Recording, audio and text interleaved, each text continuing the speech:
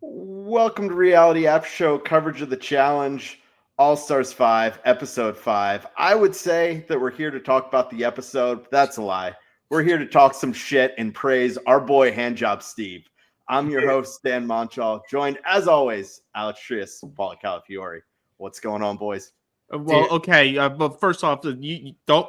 If you're gonna address us, you're gonna address us as champions, Dan. Yeah. I got the champion haircut right before this podcast. I need to be the part, really embody it. I don't got the pot belly. I can run. I'm not a bum, and I'll tell you one thing: if Dario tried punching me, he wouldn't break my jaw. Dude, is Dario from New York? Because that he was talking like New York. Is he a tri-state guy? Because the accent came out. And I just want to add, Handjob Steve steals the show every time. I mean, yeah, they've been in the first 4 eliminations, so it's all been on him. But I also got to say, I kind of got a new favorite, like a second favorite, not as high as Handjob Steve, but up there, and it's fucking Adam. Adam's been great. Adam pulled out dad mode in the deliberation today, and I loved it.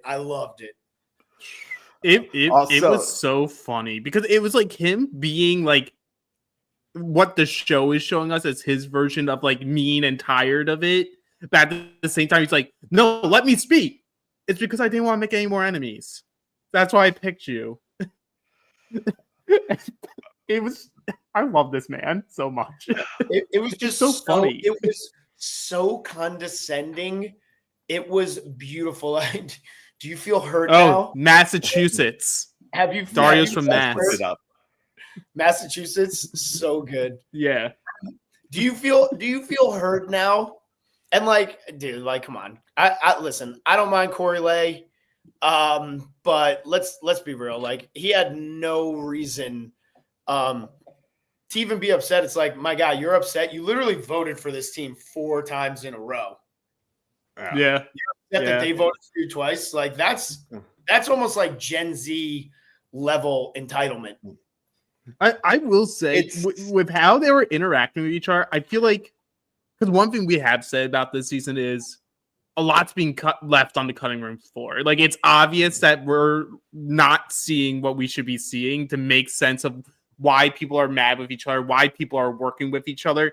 And I could just tell from how Adam was speaking, there was some stuff behind there, not just I wanted to throw Corey. And as soon as Corey starts talking, his Adam's immediate reaction, I'm like, oh, these people have been fighting.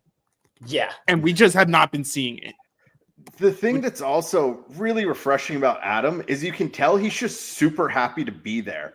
And it's that great one-off where Steve is kind of like this angry curmudgeon, fuck everyone here. And so it's just the combo of the two of them is just, it's TV gold. Look, Steve is TV gold. It's TV Steve doesn't gold. have time for this. He is too busy thinking about All Stars 4. Adam's too busy thinking about how he has a smoke show of a girlfriend right now. Dude, Adam's winning at life. Yeah. You know what I mean? Yeah. Adam's winning at life. Steve's facial expressions, even in the elimination, where it's well, we certainly don't want to go against that strong team. And Steve's just making the face yeah, no, duh, of course. Of course you don't. I'm my eyes are drawn to Steve so much, it's not even funny. And I get it. Do anything. I get it. We are the Steve fan podcast, and we know we admit there's bias here. We love this man. We love Adam. But everything they do is just so funny because it's just so unintentionally funny. Yeah. Where are you thinking of this stuff, Steve? It's so impressive. Well, if you even look at one of their trivia answers, Rusty.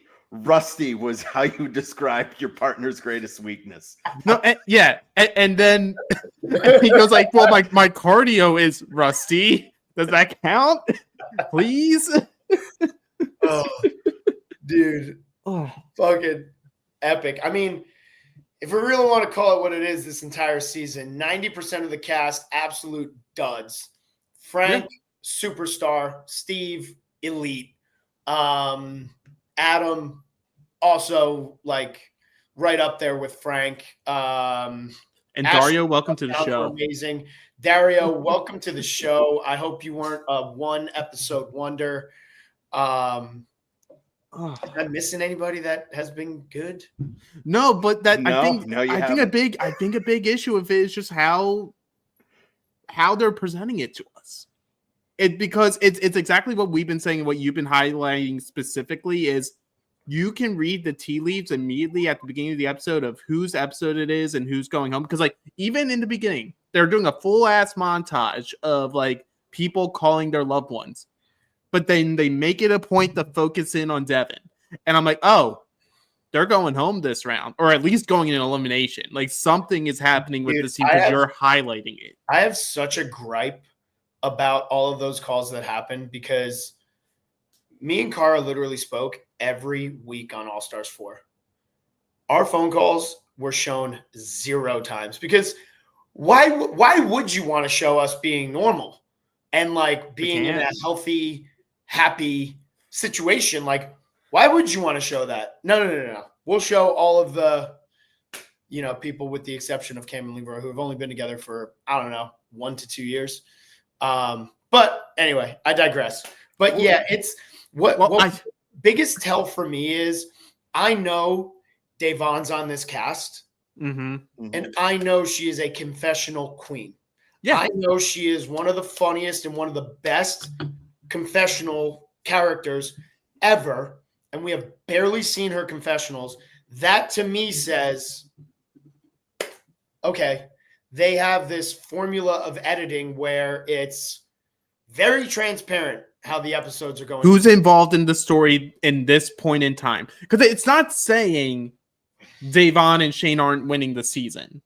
It's just telling us in terms of what matters to the editors in this game right now, they're insignificant.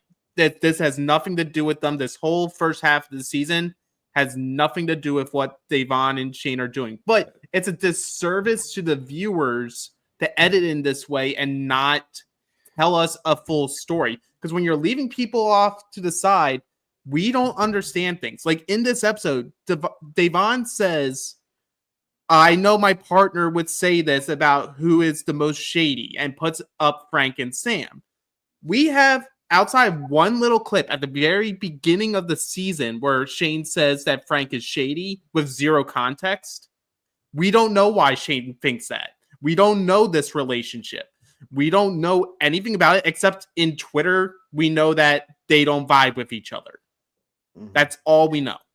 Yes. It's such a boring routine because because at this point, everyone's just teed up for Steve and Adam to knock out. And so, all right, the episode before they go home, we're going to sprinkle them in a little bit. That way they start to show up on your radar. It's now this episode. They're going to be a main story and they're gone. And you look at the teams that are left and outside of Steve and Adam, and now a little bit of Frank, just because Frank has been such dominant in the social game, really. What other teams have we seen? It's been next to nothing. I mean, based off how Devin's reacting the past 24 hours, it's Sam who's been dominating the social game. But what's crazy to me is you're trying to force Veronica confessionals down our throat like anybody gives a fuck, first of all.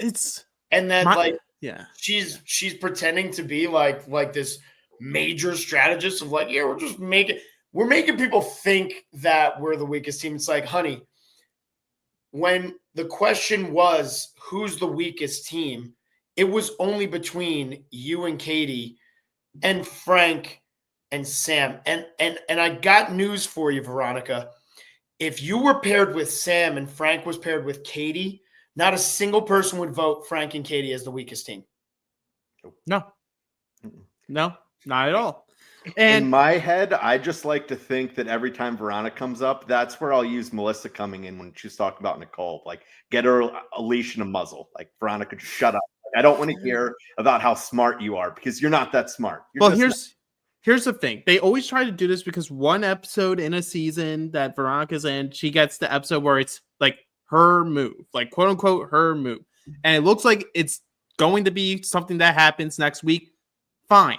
Let that happen. But let's get it over with. Let's get it over with so that we can move the fuck on to the actual story, because she can do all this stuff that she wants. Like, Devin could do up till this point all the stuff that he wants.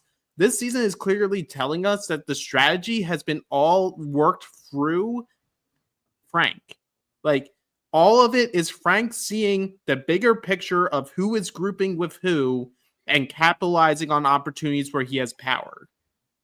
And capitalizing when he doesn't have power, which is 90% of the time in terms of challenges. Like, it's like that. How I just don't know how you go through this game, because this episode, I love him, but I'm gonna be dunking on Devin a shit ton. I just don't know how you go through the motions here thinking in no world Frank would put me in because, well, we made this deal and I've never gone back on a deal, which I know is false. We all know it's false.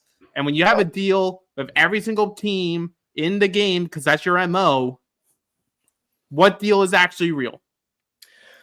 But also, it's like, I think where Devin has shot himself in the foot, I mean, let's just say the whole Vacation Alliance, right? I mean, if something has worked and operated for the last 4 years, you're just going to assume it's going to keep working until it doesn't, right?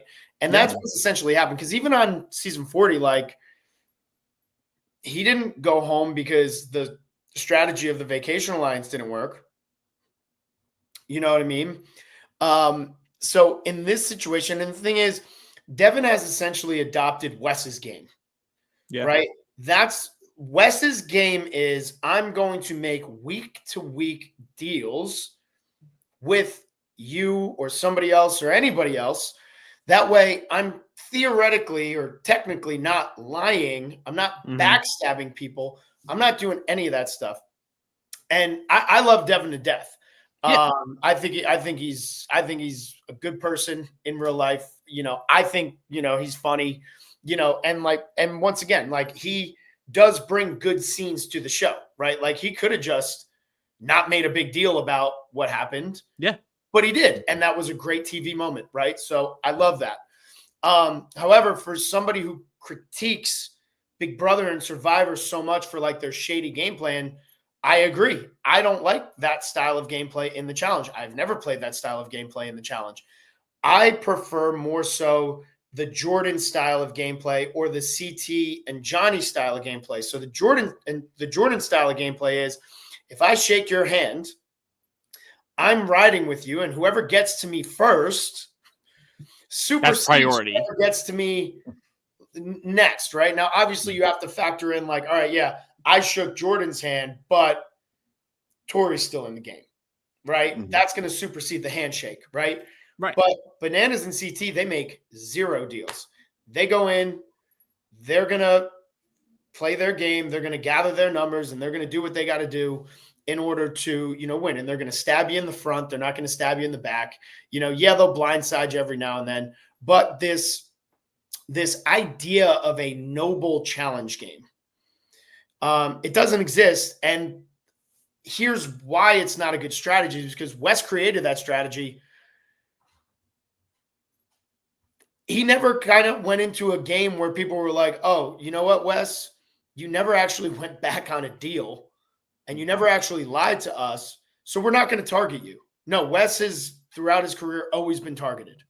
Well, and if you look at Wes in his career, especially after those first few seasons, there's a history of he does really well one season, but it came at the expense of others. And so the next season, he's targeted almost immediately, and he's out.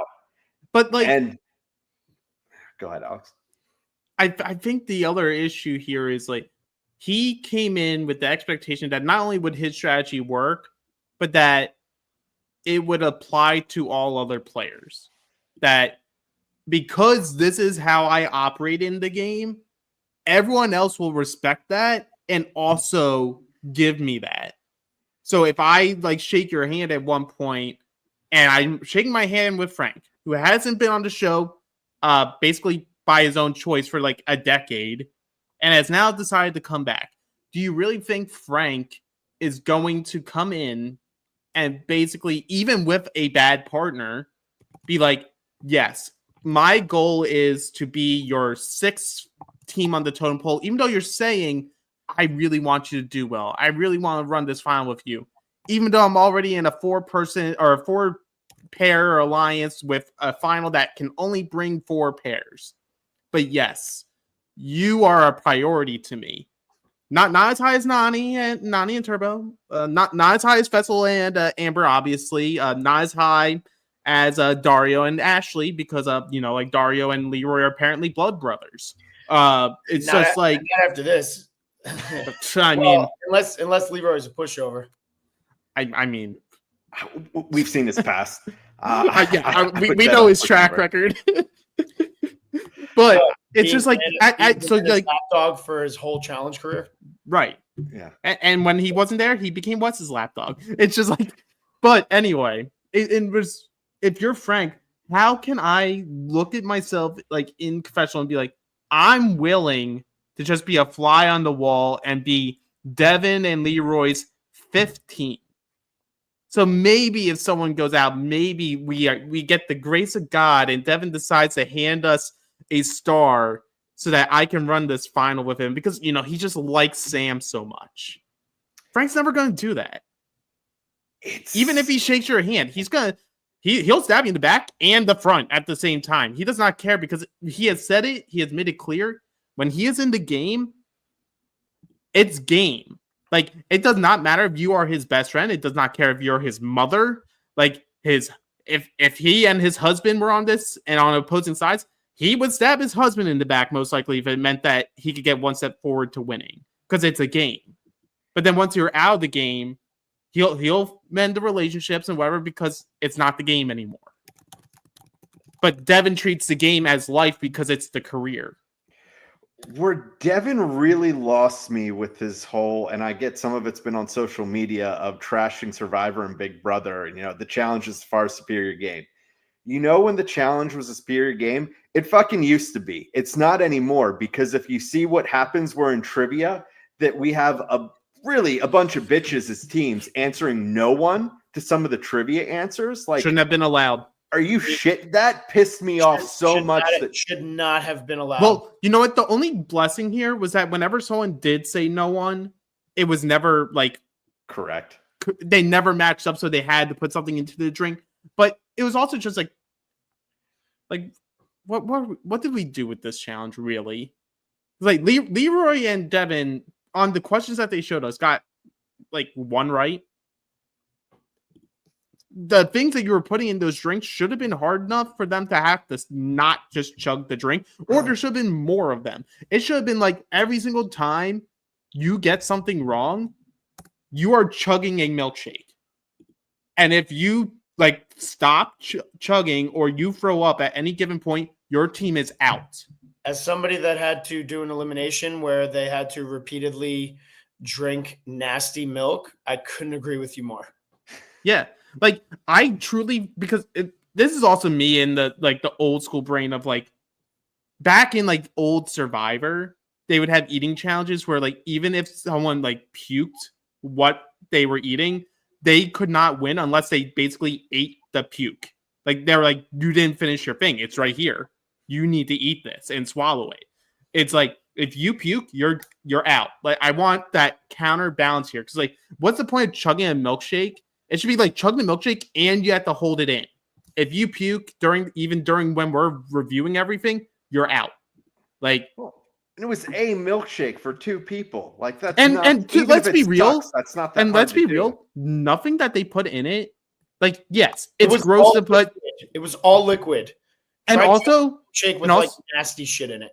And also with durian, as long as you're not smelling it, durian is a delicacy.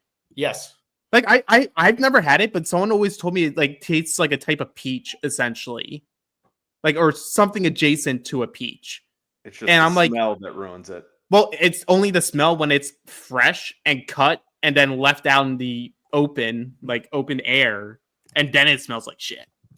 But there's nothing in it that was like anything where I've been like, this would stop me from drinking a basically bland vanilla milkshake that just happens to have like balsamic vinegar and ketchup in it. Like, boo-hoo, you have all eaten worse. Like, I'm just glad we got the result that we did because a Leroy Devin win would have been so fucking boring. Like, let's be real. What do you think Leroy and Devin would have done? They would have done Nicole and Melissa. I think they still would have done Nicole and Melissa, even in a world where they were the winners and Nicole wasn't trying to put Nany in for some reason. Well, it makes sense because if you're paying attention, all right, if Adam and Steve are going to keep knocking people out, have them start knocking people out that are going to be more on their side. Nicole and Melissa, when the numbers flip, could potentially. And that's part of my issue. That's part of my issue. If Fessel and Amber and Devin and Leroy are in this like 4-group alliance, why weren't they doing that already? Like, I get that it's not like the alliance was helping Adam and Steve at all, or like the people that were close to them outside Veronica and Katie also voting Corey and Big T the last few rounds. But like, Nicole is self-preservation. She will vote to keep herself safe. Like, there's nothing going on there, but I'm like, why aren't you? If there's this old school, new school thing going on, why aren't you just throwing in Veronica and Katie? Why aren't you just throwing in Nicole and Melissa and anyone that's close to these people and then put in bigger hitters to try to get them out? Because Frank knows that if he wants to win with Sam, Veronica and Katie are going to have to be one of the teams. Well, no, I'm not saying Frank and Sam. I'm saying the last 3 rounds. Oh, I gotcha. All 4 episodes prior to, or 3 rounds prior to this, where that alliance had power, and basically Frank was able to get into their ear and send other people that were meaningless to either side to go out. He's just been snowing everyone over all season, and I just don't think we've seen enough of it to show how much of a stranglehold he really has on the social game currently. I just think it's complacency. It's like the Vacation Alliance strategy has worked for so many years. Like, so many years, you just go in and it works. Like, season 40 is the first time where it doesn't really work. But like, Devin's like, okay, well that's a fluke. I'm coming in and basically all of us have some sort of connection with the rest of the field. We should be untouchable, and just goes based off the word that like, well, my word is any deal that I made, I follow through on. So obviously no one's going to do it. But then once you get to this round where let's clarify, Dario was not targeting Leroy and Devin.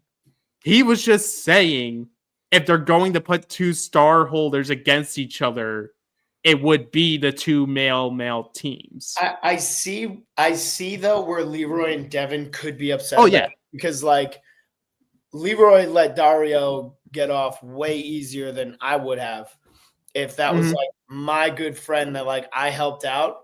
And I understand in Dario's situation that maybe the conversation was coming up in front of Fessy and Corey, but like I would expect my friend to take the uncomfortable stance of, even though Fessy's standing right here and Fessy and Amber are the only other strong team that should be considered, I am going to voice like, hey, Fessy, sorry, I love you, bro, but Leroy is my best friend, man. So like, if we want to go after a strong team, like I would recommend you, right? Because like he's not the type of person to be like, oh, what the fuck, dude? You're going after me?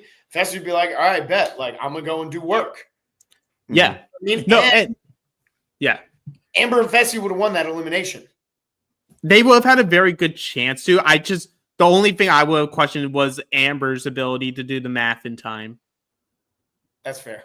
That's the only thing I really question. And how nobody's beating Steve. And how balanced she will have been on it. Because she's so skinny on it, I'm wondering if she would just like nobody's beating up boy HJS, dude. No, never. But well, I think all of that is it's not that it's an indictment of Leroy, but it's just how he is that he's never held anyone accountable. So why would Dario think that, oh, he's going to start now? Because Bananas has done the same thing to him in the past. And, X's too. Even Nany in some of the past where had votes based upon where she was at that was voted against Leroy. And you'd say that outside of Cam, Bananas and Nany are Leroy's 2 closest friends. Well, I guess outside of Dario, who I guess is up there with 3 too. but they've gotten away with treating Leroy that way in the past, and he's never kind of made them pay for that. So why would he start now? But here's my issue. It's not even holding Dario to this. You now know there is a world out there where Frank and Sam can say your name. They can. And it's obvious through how they voted that maybe they did think about that and tried to get a vote, and it just did not get traction because Frank worked harder to make sure that everyone, even people aligned with Devin, still just voted Handjob Steve and Adam. But if I'm Devin and Leroy, I'm moving heaven and earth to put a non-star holder team in elimination. I'm doing whatever needs to happen to put Nicole and Melissa in there, put Veronica and Katie in there, and force Frank and Sam to essentially like almost double down on it to be like, okay, so we're good, right? You're just going to put in Adam and Handjob Steve because that's what the house would want. And then if you don't do that, they can just turn around and go to Handjob Steve and Adam and be like, look, we gave you an easy layup to win. We'll make a deal with you. And honestly, I think Adam could be a little naive enough to just believe in that as any chance to not be thrown into elimination. The issue there is that you're looking at this, from Alex Trias' point of view, where Devin is looking at this through as motherfucking challenge champ that you can't touch Devin. And I think the ego just, got in the way there. I think that got a little, but to be honest, that's what kind of like makes Devin. Yeah. It was an incredibly entertaining moment. Like, I'm glad you did it. Oh, I mean, people are talking about it. I personally, if I had a challenge championship, would never throw that out there in an argument because I just know I'm setting myself up to get absolutely torn apart on social media. And he did. I mean, but he can get torn up all he wants. I am a champion, though, and your breath stinks. Imagine if when they went up, rather than Frank, it was Sam, and Sam was just like, challenge champion Sam is throwing in challenge champion. Like, let's be real. A majority of the people in this game are champions in some way or another. Like, it's actually a lot less people in this season that aren't champions. Amber, Turbo, Sam, Frank, Veronica, Katie. I'm K. pretty sure Adam's won. Yeah, Ashley K. Has Adam won? I like old school stuff. Did he? I don't know. I don't know if he won. Ashley, I'm looking it up now. Yeah, got it. Ashley M. Yep. No, Kellyanne never won. Sylvia never won. Yeah. John A. Oh, I mean, I know she's gone, but John A was there. Beth. So quite a few. Nope. Beth's a 10-time loser. Lot of multi-season losers here. While we're looking at it, what's funny to me is won the gauntlet. He won the gauntlet. So if you're looking at the teams and who knows what was going through producers' minds when they were making this all up. But how I'm looking at it is you'd think, all right, they're setting this up for a Leroy win so he can finally get his first, being partnered with Devin, or a Nani win because she's partnered with Turbo. And the fact they were setting up an Anissa win. but just what production didn't see coming is the fucking hurricane train coming through of Adam and Handjob Steve just destroying everyone. No, there is no world where they would have had a script where I think they would have thought Adam and Steve would do well. Like, just well overall, like middle of the road. I don't think they would have been like, oh, they are the Terminators. Like, you're just throwing them in and keep sending people out. Like, I understand the strategy of say the same name over and over again. And like, we've even said it on the podcast about like Jordan, where it's like, when you see someone who's good at elimination, you keep throwing them in because eventually the odds would say they will lose. because you can't just win everything. We haven't seen it. Like the closest we got was Wes in fresh meat.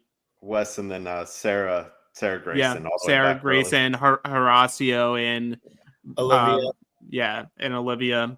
But like ultimately, it's very hard not to do it. But I'm just like, I would get tired of it. I would just be like, what if I'm the person that the winners throw down at this point? He's won 7 in a row now. He's on an absolute heater. You can't get this man out. It's the 3rd longest elimination winning streak of all time. What is the longest elimination winning streak of all time? 9. 9. He's 2 away from 1. Yeah, he's 2 away. And if he gets 2 more wins, or is he tied for 2nd? No, Wes has 8 in a row.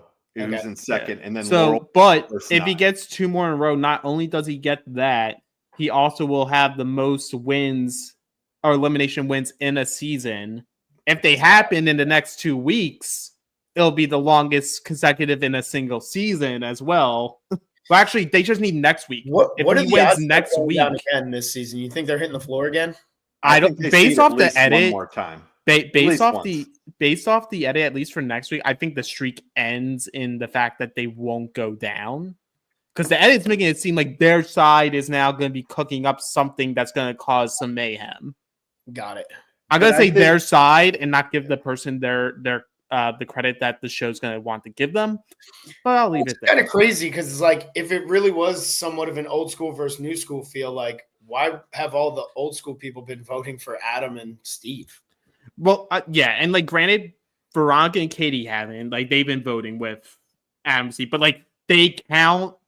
Like, I think the others, it's just that it's who they're aligned with. It's like, it's not a full OG team. It'd be like Beth and John A. John A would think like, oh, well, I don't really have like all these other old school people that I didn't do All-Stars with. I've been doing more main shows. I'm probably more in line with like the Nanis, the Leroys of the world than... I would think, maybe they don't go down next week, especially because what's going to happen with that star and elimination is up in the air. But before we get there, but I think they'd have to see at least once because that would be the team that you'd use. You think if Frank gets power again, all right, where you're going to see him against a Fessy and Amber or a Nani and Turbo because you're almost going to have to use them or use one of those 2 teams to get them knocked out because unless it's a fluke. Kind of like the first elimination against Beth and John A. that would have favored, like, I don't know, a Nicole and Melissa. I just don't see how else you get them out of the game. Yeah. And to put a button on the elimination of it all, like, do we all agree here that Frank and Sam made the right move? Like, with their power. Like, by having power in this position. Because I was seeing some people, not a lot, but some, being like, it was a bad move for them to break the deal with Devin, but I hated the logic that they were using because they were like, well, they just had the hope that Devin actually meant what he said about wanting to go to the end with Sam. I'm like, hope isn't a strategy. Hope's not a strategy. It's a strategy for weak people. And Frank isn't that. Like, I'm of the mind that Frank made the right move, whether or not you could say like, oh, maybe they should have thrown Fessel and Amber because they've won more dailies than Devin and Leroy is semantics. But I'm like, I feel like if you're Frank and Sam and you have this one opportunity, because we don't know what these dailies are moving forward, they may never win another one again.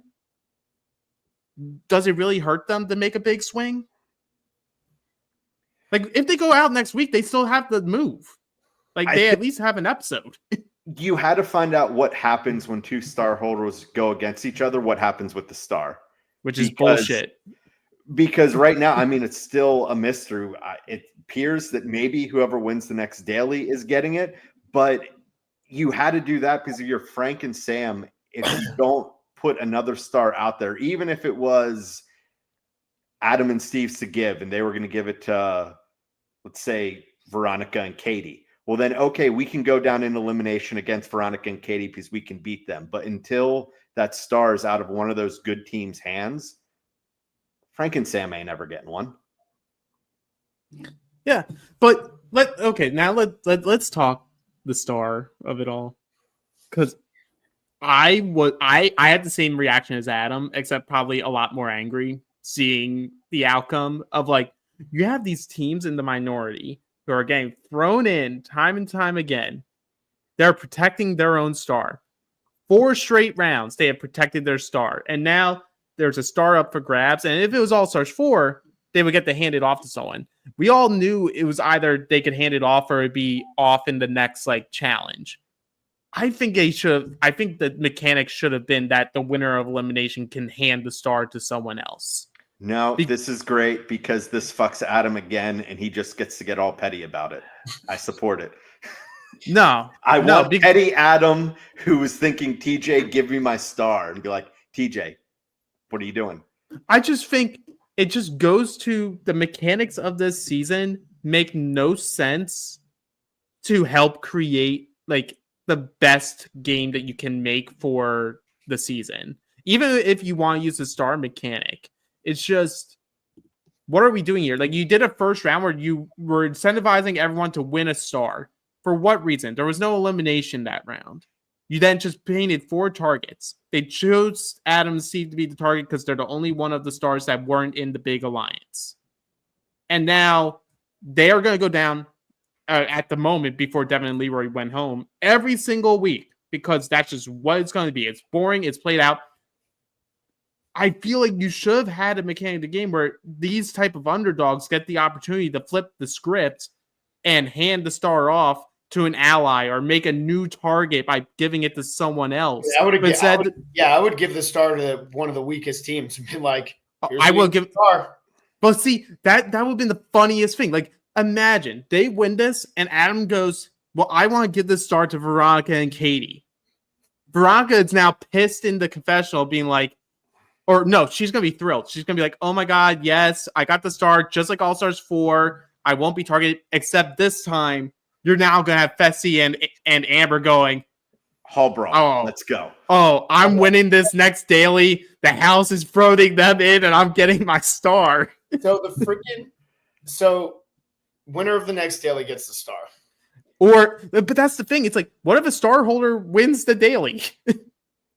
Is it the next closest team? Or do they then get to pass it to somebody? Right. There's so many loopholes in here that we need to understand, where it could have been just so much more straightforward of, I can just hand you a star. I'm confused as to how a team like Veronica and Katie or Frank and Sam get a star.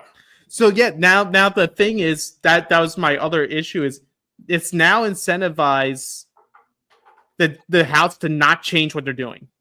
In theory, the house should now be going, okay, we're going to just keep sending Adam and Steve down, but if any of us non-star holders win, just put another star holder down there, and the next daily it's up for grabs. And who knows, if it's another milkshake competition, maybe now Frank and Sam get one.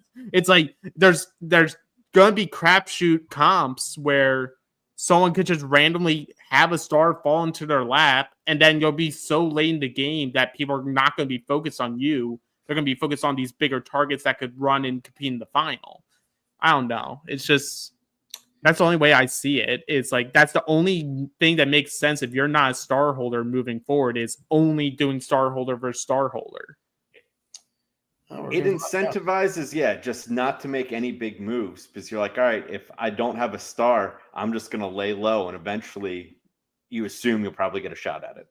Yeah, I agree. It's just, it's just even in an episode like this where I'm like, it was a better episode. I would say this is the best episode of the season so far. But when the bearing has been, these episodes have been bad, this is an average episode, in my opinion. Mark Long had to hype it up for a whole week. He episode that's going to change the course of the season. And maybe it does. Maybe it did change the course of the season. But it's an average episode. This is the bar that should be this is my expectation for a bare minimum episode. Backstabbing, arguments, and a good Like, it was a good elimination. It was a little fun, but I'm like, I like the elimination. Yeah. So if Mark Long was hyping it up all week, is he on board with your tweet that you put out yesterday, Paulie? He is now. He is now. That was not, we did not discuss before then, but I roped him right into that. So, I mean, I'm going to be seeing him in Milwaukee for a little Challenge Mania in Wisconsin. So we'll see where the viewers are. You know, I kind of like, I put that tweet out there kind of like in one of those ways where it's like, you know, it was 100,000 viewers off from beating RuPaul. Like, it's not going to happen. This is like a little fun banter tweet. And then if it actually does, I'm going to have to be like, well, hey, Mark, you know, we got to. Mark, Mark, I know a good 3-day fasting program. I got a good 3-day fasting program, brother. We're going to have to do it because we got to look tight. Exactly. You have to keep it tight down there. But it's like, overall impression of the episode. I'm not going to say I'm impressed because that's me giving like credence to bad episodes, allowing me to think better about this one. It was a good episode. For this season, it's an 8 out of 10. For challenge seasons overall, it's like a 4 or a 5. Yeah, it's a 4 or a 5. It is an average episode. We got a good argument. I'm going to hold on to champion my balls for a long time. Dude, the way he said champion my balls was like one of the funniest things ever, because it's like, I don't think it registered in his brain that like Devin had like slipped that in there. You know, like Devin was just like, you're talking to a champion, and like Daria goes to like walk away and he's like, wait a fucking minute, hold on a second. Champion my balls, bro. It really threw me back to like Massachusetts. That is such a New England. Mm-hmm. That's what I was going to say. It threw me to like, should have known there that he was from Massachusetts just from that alone. Yeah, it threw me to like 2010s, like back when you still had Real World and Are You the One, and they would get into arguments. Like that's the type of arguments you would have. It's just people going, champion my balls. You got a pot belly. You're a bum. Yeah, your like, breath stinks. Like it's like just middle school. That was like a middle school fight or like a high school fight. Exactly. And I was all for it. I almost was expecting to hear like a D's nuts, like somewhere. Yeah, champion D's nuts, you know? It's just like nuts, Devin. Champion, he's fucking nuts, Devin. It's fucking the other thing of that I know for him, it was for pain, but gave me a good laugh, was right as they lost, Lee goes 0 for 15. I mean, at this point, like he's just got to own it. Yeah, it's a race to 20. I think Anissa's gonna beat him, but hey, a guy has to get there. Anissa's at 19. Anissa's at 19, heading into season 41. We don't know that yet. We don't know if she's gone anywhere. Oh yeah, we don't. I think she has a. We'll just say that she has a good shot of hitting 20. I feel really confident with not knowing anything that's happened. Sure that we're only a week or two into the season. She still could be there. That's perfectly fine. I don't want to know how long she lasts or whatever. I would stake a lot on the fact that Anissa isn't winning season 41. Oh yeah, no, all this stuff's muted. As soon as they said that like the season started, after any cast rumors, muted. I'm not getting this bullshit again. I ain't having people giving me random boots. We're not spoiling seasons. It's not fun for me. It's not fun for me to podcast if you guys tell me what's happening. I know. We got to watch it. That's the thing is like I can't keep up on anything like that because then I wouldn't be able to give my authentic take as I'm watching an episode, which is why I'm like very thoroughly enjoying giving my takes watching this because it's like season 40. It's like I kind of knew everything that happened. Right. Mm-hmm. So it's like I'm sitting there doing the podcast kind of like, well, you know, how do I speak? How do I talk around this? How do I talk around this? But for this season, I'm like, this is a raw every week. Yeah. It'd be bold if you just came in. It's fitting. Like, it's fitting with Handjob Steve, sucks. You know. I know none of the behind the scenes stuff that like might be going on. Like, so I can't give any insight. I'm just giving it as I'm seeing it as a viewer. And I love it. It's amazing. Hey, it's giving it raw. You're just vibing straight up with Handjob Steve right now. Yeah, dude. And it's why we're fans. It's why we're fans of Handjob Steve, folks. Like we haven't even gotten into his hair and lotion routine yet. I know. Honestly, I'm upset about that. We need the hair and skin treatment, shower routine, confessional again from him. Imagine Steve on TikTok just showing his like routines for like morning, night, and his honestly, he should. He should. I should reach out to Steve and be like, Steve, we need to make you a TikTok, buddy. Yeah, and he's gonna be like, "What's TikTok?" Exactly. That's exactly what he's gonna say, and that's all the reason why he should have it. That's the perfect. Yeah, he's never going to engage, with comments or anything like that. This is Steve. We're gonna make a 2-minute video. Go. Ugh. Which, speaking of comments, shout out to Adam for commenting on the last podcast episode. Did he? What did he say? He said he's enjoying the podcast. Our podcast? Yeah. Oh, he's gonna love this episode. Adam. Oh, we love you, dude. Definitely up there. Oh, but besides that, is there anything else about this episode? Adam still looks good as an older man. Yeah. Winning 4 eliminations, has won a daily, smoking hot girlfriend, looking after his freaking kids while he's away, just having a great time. Mm-hmm. And he is totally being Adam. Yeah. Like Dad Adam came out this episode. Like I thought he was going to put Corey on timeout. And I would love to see corner. Go to the corner. I could see Adam having that exact same conversation with his children. Only it like ends with, okay, so I'm glad that you felt heard, but now you have to go to your room. Yeah, you're done tonight. Give me your phone. Go upstairs. Lights off. Oh gosh. Oh, last thing before we close out. Other thing that made me laugh at Leroy's expense. I'm sorry, Leroy, for this, but you're not going to listen to this anyway, so it's okay. When he's calling home and Kingston says to him right before they cut away to the next call up, "Bring home the money."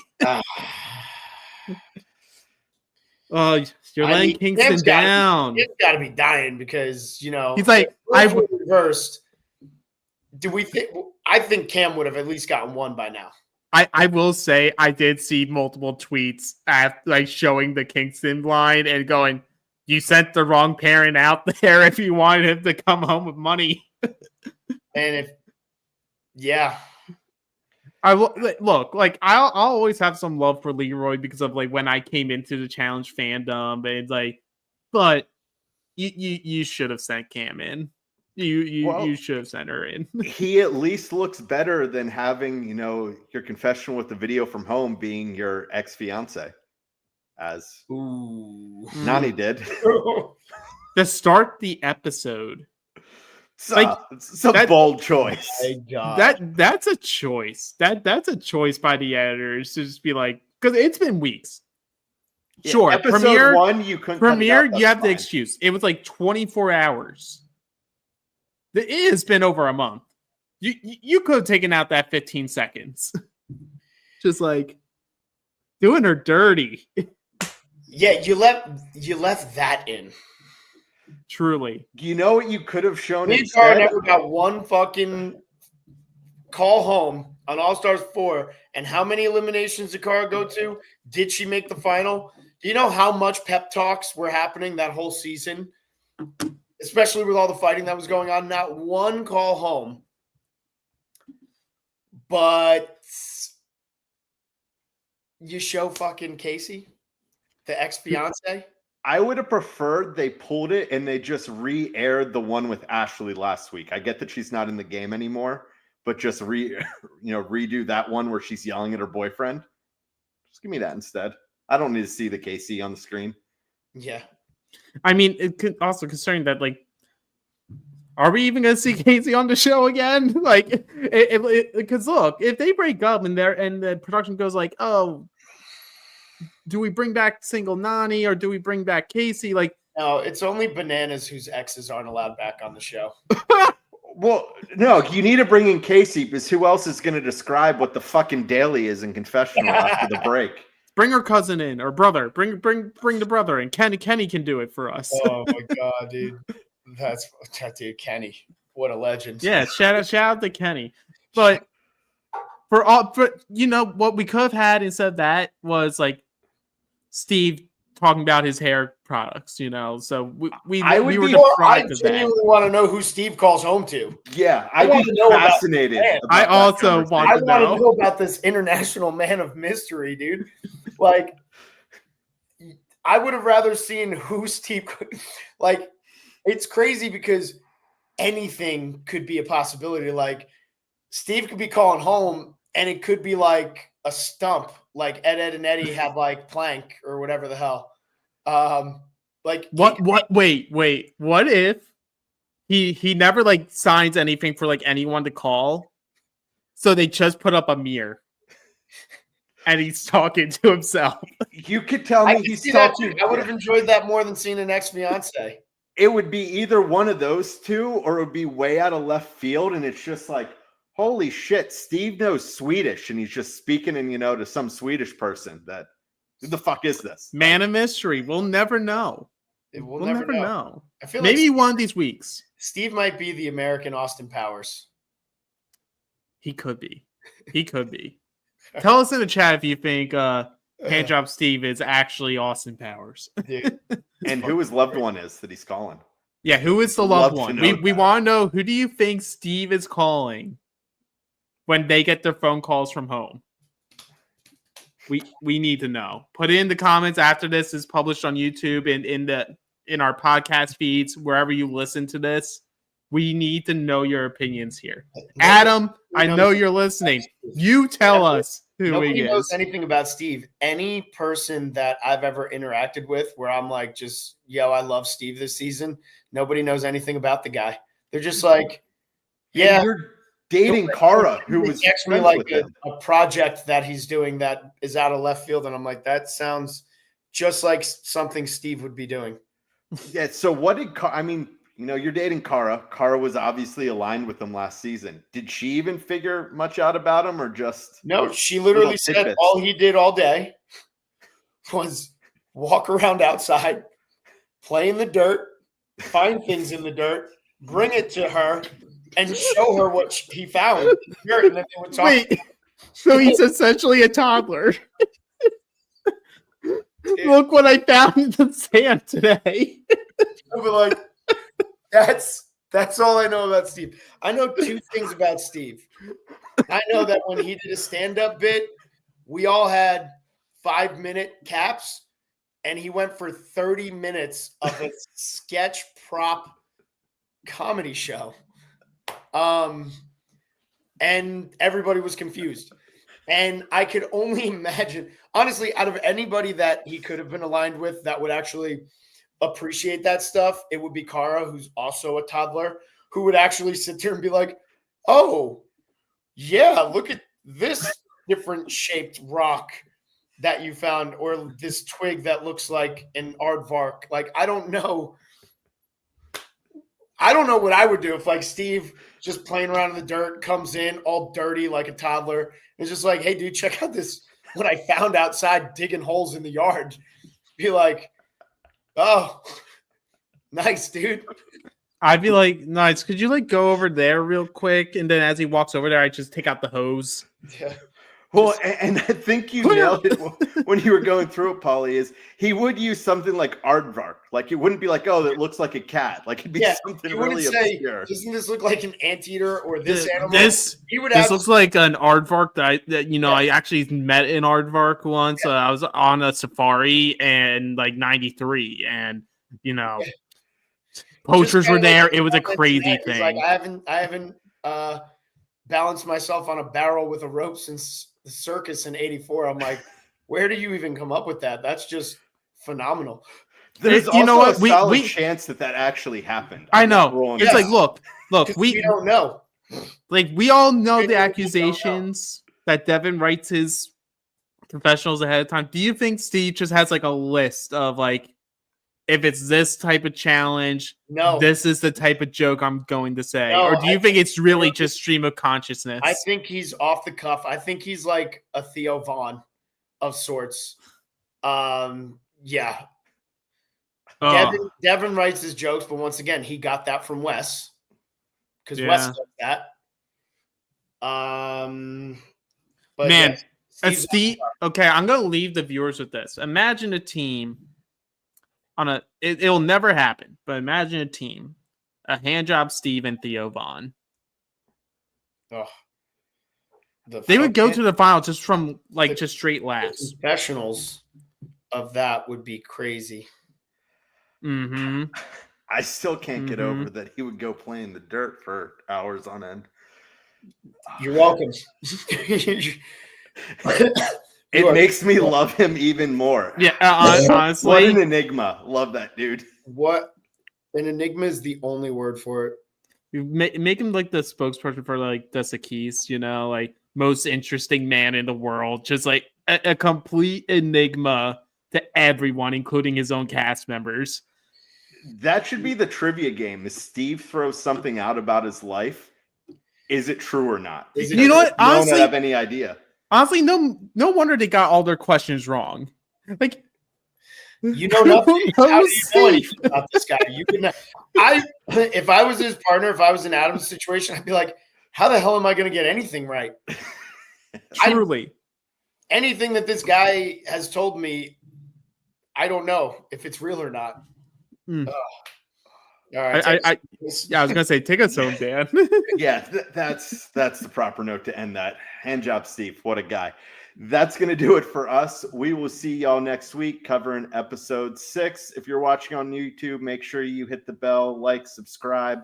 That way you get notified every time we go live, and you can check out everything else going on at Reality After Show, coverage of Survivor Season 48, Australian Survivor, Traders, Deal or No Deal Island, and I'm sure I'm missing some other shows because it apparently is a hotbed for reality right now. And then if you're listening on Spotify, Apple Podcasts, wherever you get those at, please take a few seconds, rate and review us 5 stars. It helps us out tremendously. And that'll do it for us. And we'll see y'all next week.